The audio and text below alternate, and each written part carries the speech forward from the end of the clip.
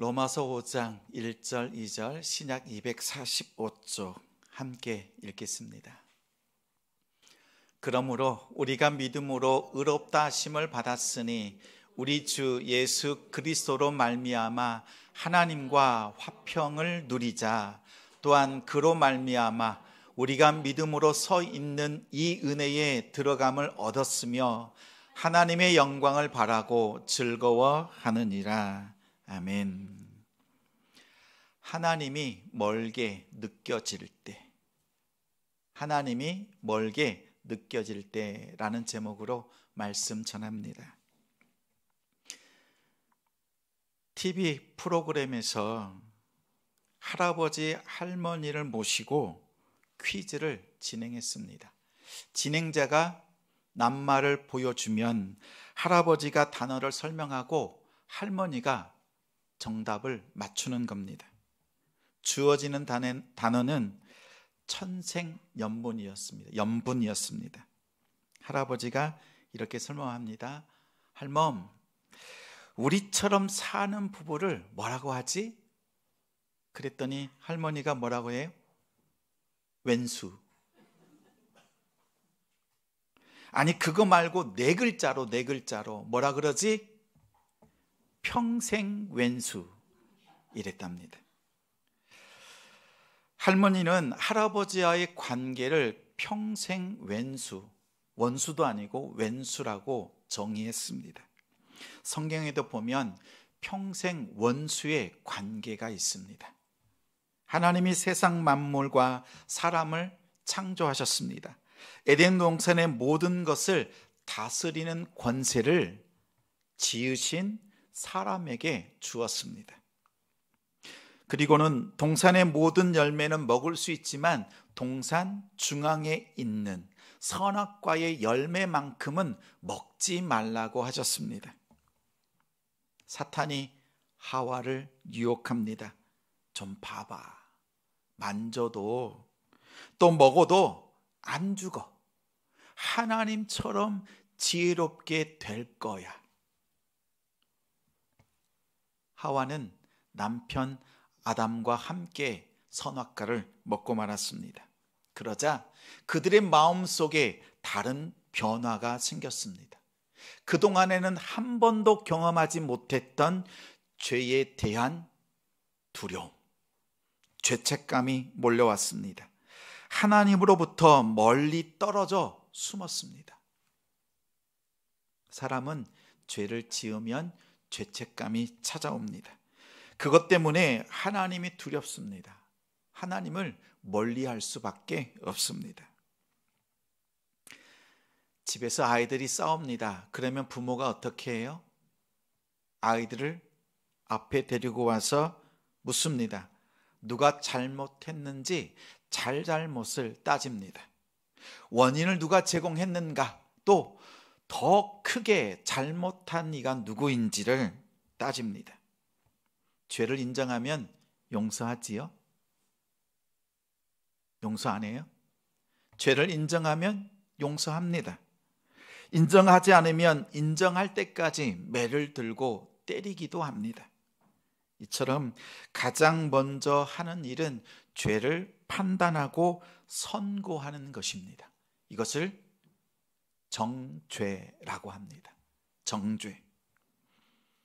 그런데 하나님은 하나님의 자녀를 정죄하지 않습니다. 성도 여러분, 잘 기억하십시오. 하나님은 하나님의 자녀를 정죄하지 않습니다. 죄가 있어도 정죄하지 않습니다. 요한복음 8장에 서기관과 바리새인들이 한 여자를 끌고 옵니다. 간음하는 현장에서 붙잡힌 여자였습니다. 그리고 말합니다. 예수님에게, 모세는 율법에 간음한 여자를 돌로 치라고 했습니다. 원수까지 사랑하라고 가르치시는 예수, 당신은 이 여자를 어떻게 하겠습니까?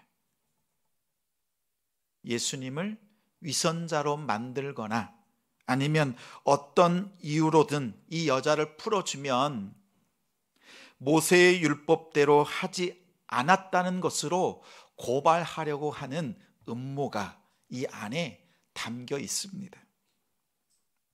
예수님은 손가락으로 땅에 무엇인가 쓰시고 난 뒤에 이렇게 말씀합니다. 너희 중에 죄 없는 자가 먼저 돌로 치라. 이 세상에 죄 없는 사람이 있습니까? 있어요?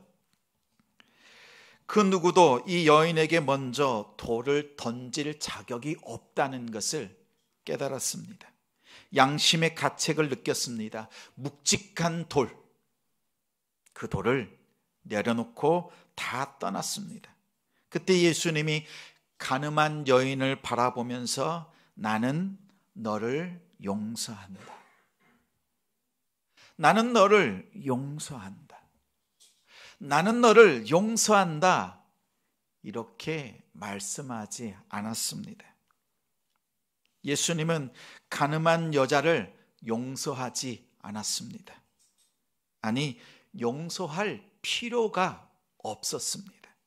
왜냐하면 모든 사람들은 그 여자를 정죄했지만 예수님께서는 그 여자의 죄를 정죄하지 않으셨습니다. 그러니까 용서한다라고 하는 말이 필요가 없습니다. 코로나가 한창 유행할 때 뉴스에 이러한 내용이 나왔습니다. 하루 일하고 하루 벌어서 일하는 사람들이 있습니다. 코로나 증상이 있는데도 어떻게 해요? 검사를 받지 않습니다. 확진되면 자가 격리해야 되고 일을 못합니다. 생계가 막막합니다. 그래서 검사를 받지 않습니다. 이렇게 검사를 받지 않는 사람들은 증상이 있어도 확진자가 아니지요. 격리할 근거가 없습니다. 왜요? 확진되어야 격리를 하는데 확진된 근거가 없으니까. 증상은 있는데. 정죄는 죄가 있다고 선언하는 것입니다. 예수님이 이 여자에게 정죄하지 않았다는 것은 죄가 없다는 것이 아닙니다. 분명히 죄가 있지만 죄가 있다고 선언을 하지 않는 것입니다. 그래서 선언하지 않았으니까 용서할 근거가 없는 것입니다. 정죄하지 않는 것은 죄가 없다는 것이 아닙니다. 죄가 있지만 죄인이라고 낙인 찍히지 않았다는 겁니다. 확진했다는 것이 아닙니다. 예수님은 가늠한 여인에게 이렇게 말씀하셨습니다. 요한복음 8장 11절에 나도 너를 정죄하지 아니하노니 가서 다시는 죄를 범하지 말아라. 이렇게 말씀하셨습니다. 죄가 있지만 죄를 정죄하지 않으셨습니다. 다시 죄를 범하지 말라고 당부하셨습니다. 예수님은 여인의 죄를 정죄하지 않으시고 그 죄를 대신 가져가셨습니다. 이것을 죄의 전가라고 합니다. 그리고 예수님의 거룩한 의를 이 가늠한 여인에게 부어주십니다. 이것을 의의 전가라고 합니다. 죄를 가져가시고 거룩한 삶을 촉구하시고 그 거룩한 삶으로 채워주시는 분이 예수님이십니다. 이 일을 하실 때 하지 않은 일이 뭐예요? 정죄하지 않는 것. 예수님은 자신의 의로 이 여인의 죄를 덮어주셨습니다. 그러면 내 마음속에 드는 생각이 있지요. 죄책감. 그럼 정죄와 죄책감은 무엇이 다릅니까? 분명히 다릅니다. 죄책감은 여러분이 죄에 대해서 느끼는 감정입니다. 하나님 앞에서 느끼는 두려움, 슬픔, 고통스러운 나의 감정, 이것을 죄책감이라고 합니다. 정죄는 앞서서 얘기한 대로 하나님이 여러분의 삶, 여러분의 말과 행동을 통해서 죄가 있다고 선언하시는 것, 죄가 있다고 확진 선언을 하는 것이 정죄입니다. 예수님은, 하나님이신 예수님은 정죄하지 않으셨습니다. 왜냐하면 간음한 여인은 지금 자기 속에 있는 죄책감만으로도 충분히 힘듭니다. 충분히 고통스럽습니다. 그런데 거기에다가 정죄까지 한다면 관계가 깨어집니다. 다시 하나님께 돌아갈 수 있는 관계가 막히고 맙니다.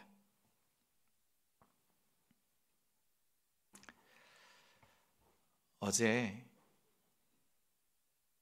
12월 9일이었습니다. 결혼한 지 만 28주년이 되는 날이었습니다. 그 가운데 가장 힘들었던 한 시간이 기억났습니다. 그때는 얼마나 힘이 들었는지 지금의 몸의 반쪽이 되었습니다. 상상이 되세요? 반쪽이 되었습니다. 왜냐하면 욕심이 생겼습니다. 한순간 투자해서 한순간 일확천금을 벌고자 하는 욕심이 가득했습니다. 그래서 어마어마한 돈을 빌려서 다른 사람에게 맡기듯이 투자를 했습니다. 그런데 다 잃었습니다. 다 잃었습니다. 그리고 난 다음 아내에게 얘기를 한 거죠. 아내가요, 계속 웁니다. 계속 울어요. 그리고 저한테 왜 그랬어? 이 말을 28년 동안 단 한 번도 말하지 않았습니다. 만약 저를 향해서 정죄했다면 아마도 저희 가정은 깨어졌을 겁니다. 참 아내가 예쁘게 보입니다. 그때가 생각이 났습니다. 우리가 누군가의 연약함과 부족함을 지적한다면 관계는 깨어질 수밖에 없습니다. 그러나 정죄하지 않고, 죄가 있지만 정죄하지 않고 품어낸다면 관계는 회복됩니다.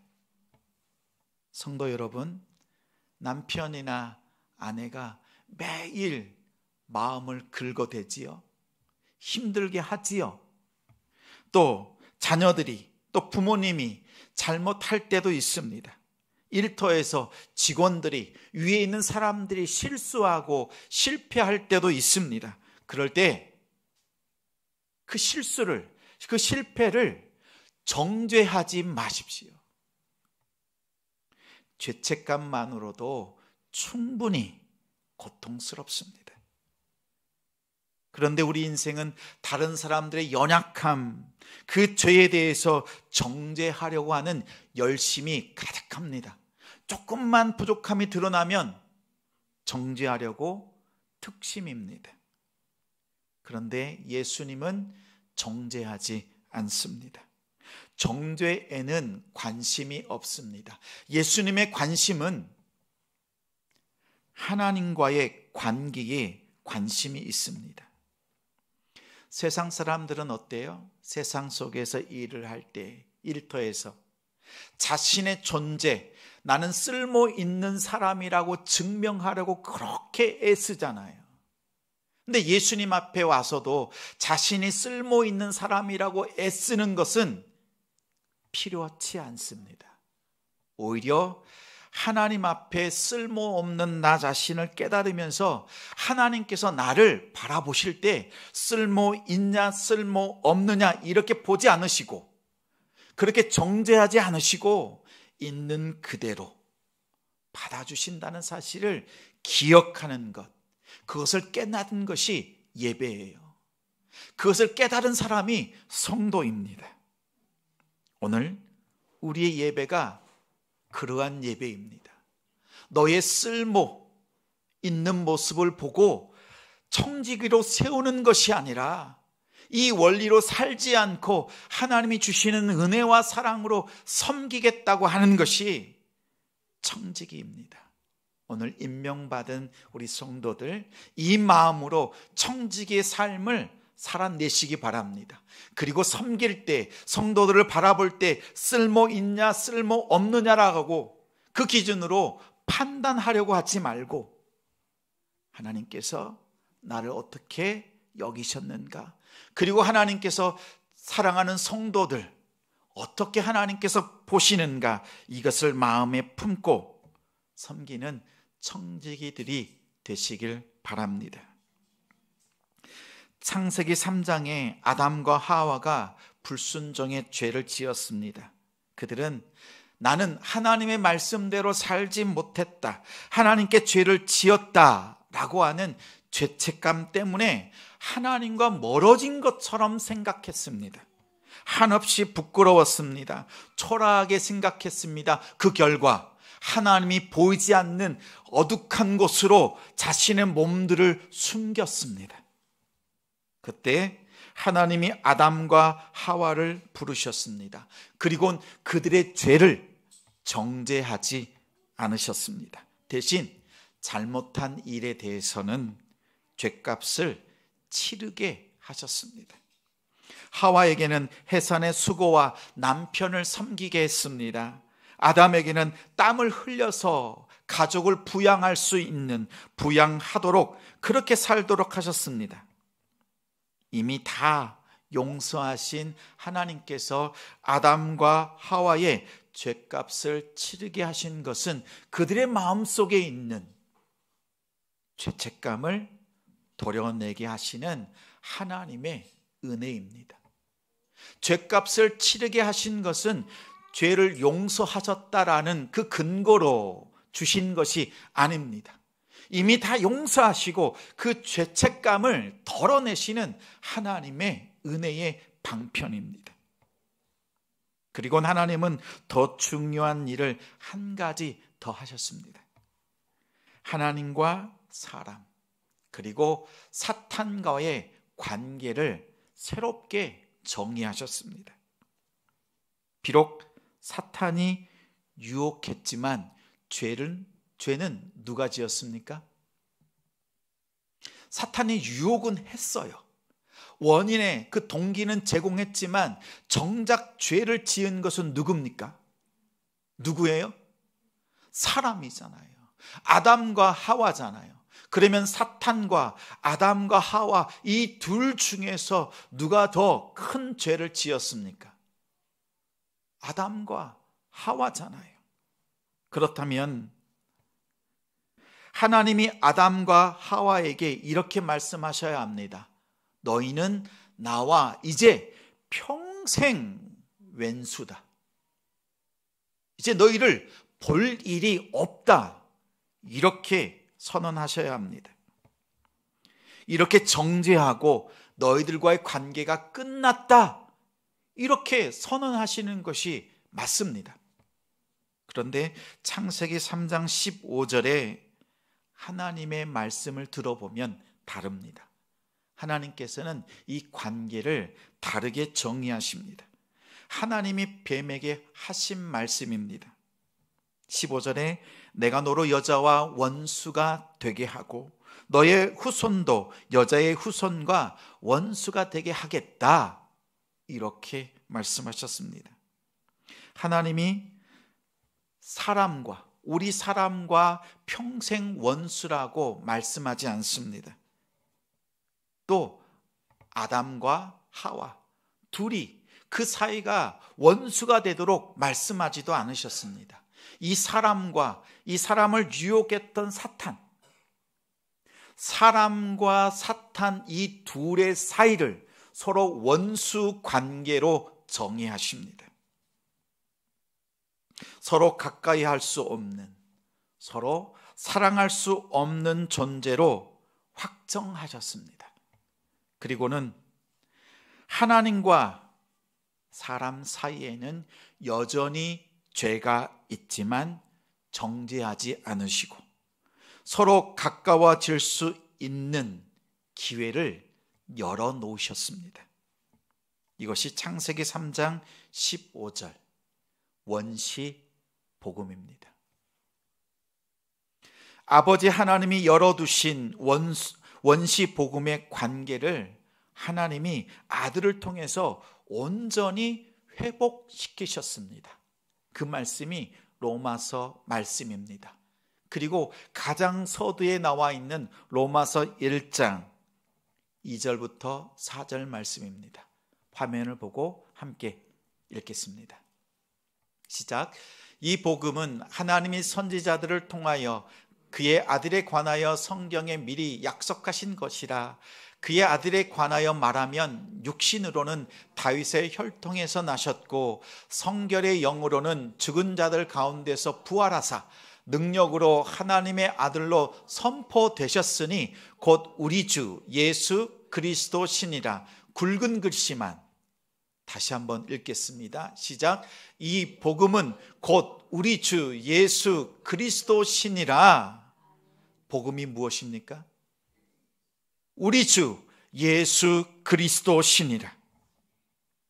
가늠한 여인을 정죄하는 것으로는 단 한 걸음도 하나님 앞에 거룩한 삶으로 나아가게 할 수 없습니다. 로마서 1장부터 4장까지는 인간의 힘으로서는 도저히 안 되는 구제불능의 상황을 설명합니다.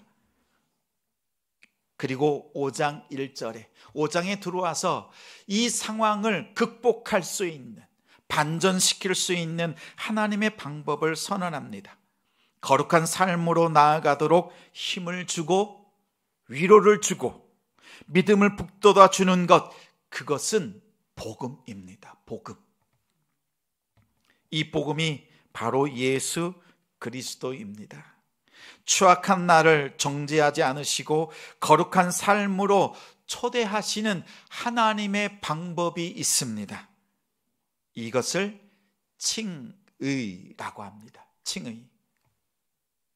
오늘 말씀 1절, 2절 말씀을 함께 읽겠습니다. 그러므로 우리가 믿음으로 의롭다 하심을 받았으니 우리 주 예수 그리스도로 말미암아 하나님과 화평을 누리자.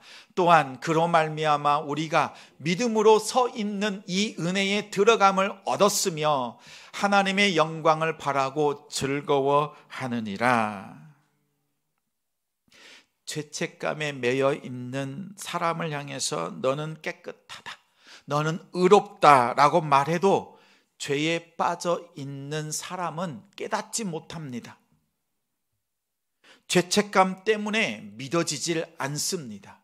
내가 왜 죄인이냐고 말하고 또 죄라는 걸 알지만 내가 어떻게 구원받느냐라고 믿어지지 않습니다. 정말 하나님이 여러분의 모든 죄를 처음부터 정죄하지 않으시고 이미 다 용서하셨다는 것을 보여주기 위해서 하나님의 아들이신, 하나님이신 예수님이 이 땅에 오신 겁니다. 이것이 12월에 우리가 기억하는 성탄절입니다. 그리고는 말씀합니다.